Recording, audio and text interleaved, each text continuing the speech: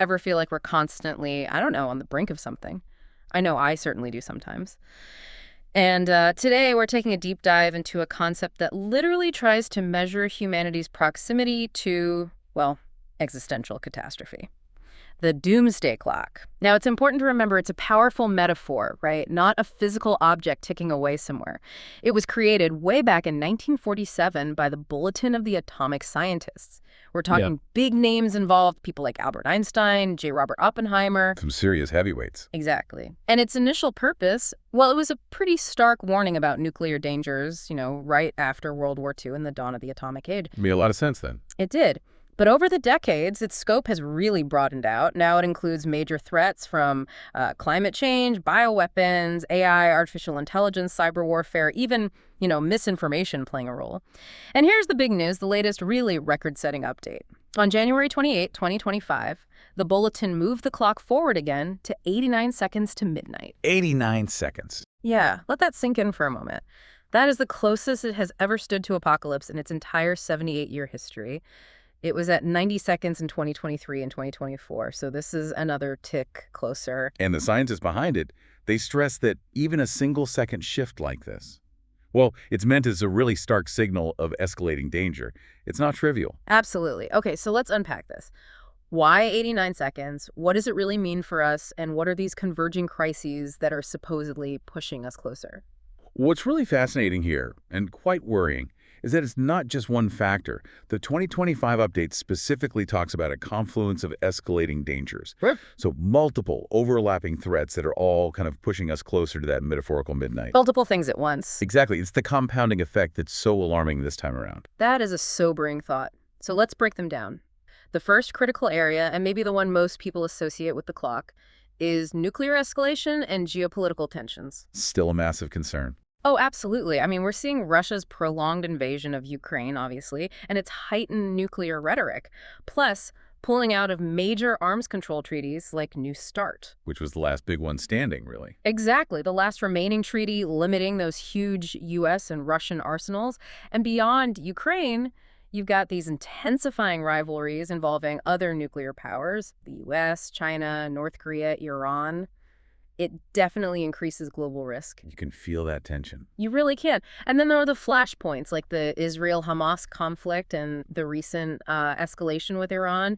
It just raises fears of things spiraling really quickly in the region. It feels like a powder keg sometimes. It does. A very dangerous mix. Okay, so that's the nuclear piece. But while those threats have always been core to the clock, the second major threat, climate catastrophe, feels like it's hitting differently now. It's not just some distant future problem anymore, is it? It's driving immediate risks right now. That's a key point.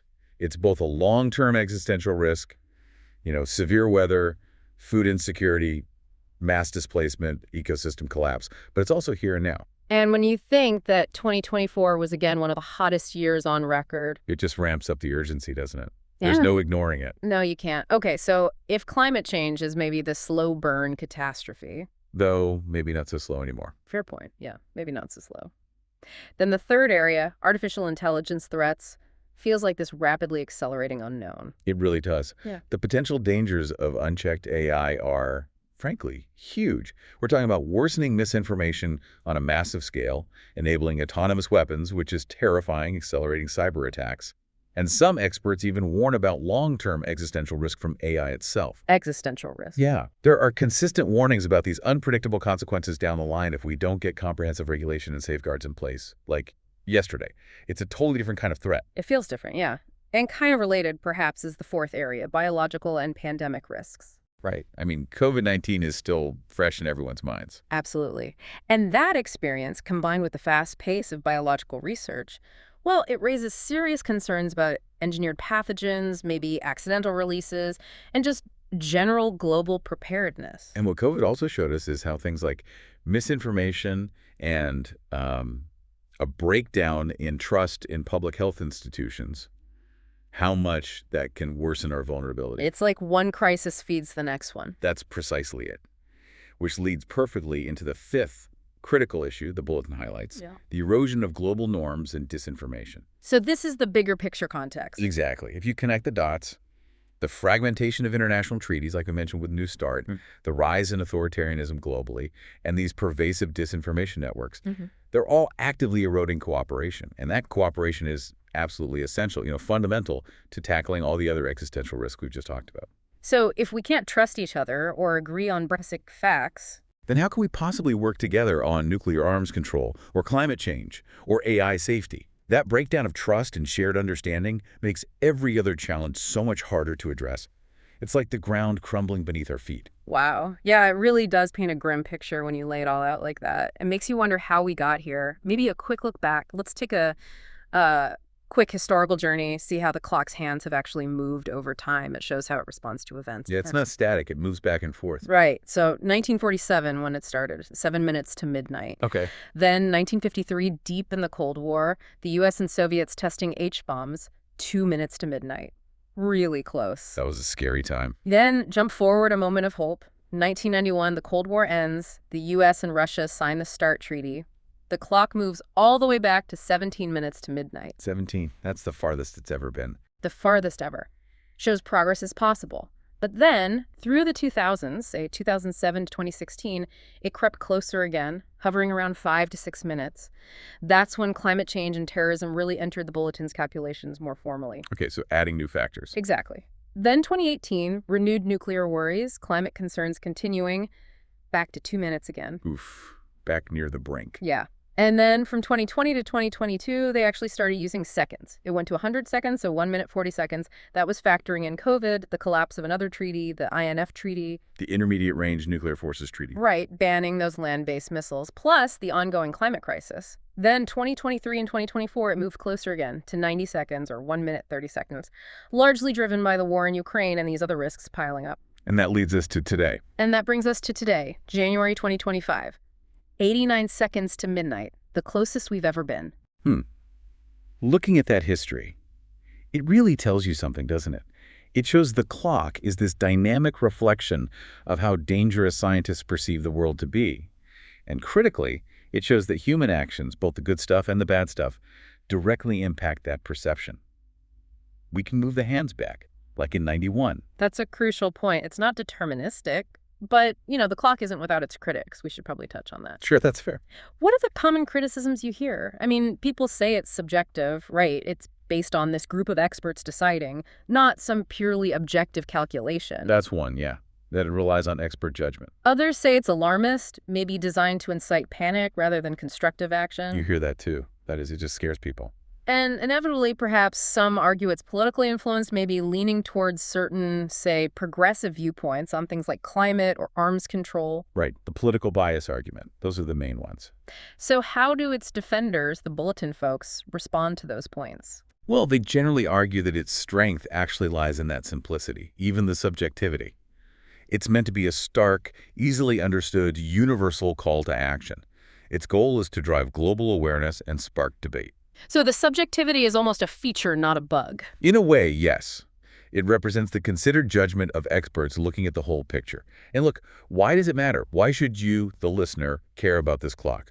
Well, first, it demonstrably captures global attention. Media covers it, people talk about it, it creates urgency. It definitely gets headlines. It does. Second, it can act as a policy catalyst. It puts pressure on governments, on institutions, nudging them towards things like treaties, climate action, maybe AI regulation. A bit of a global nudge. Exactly.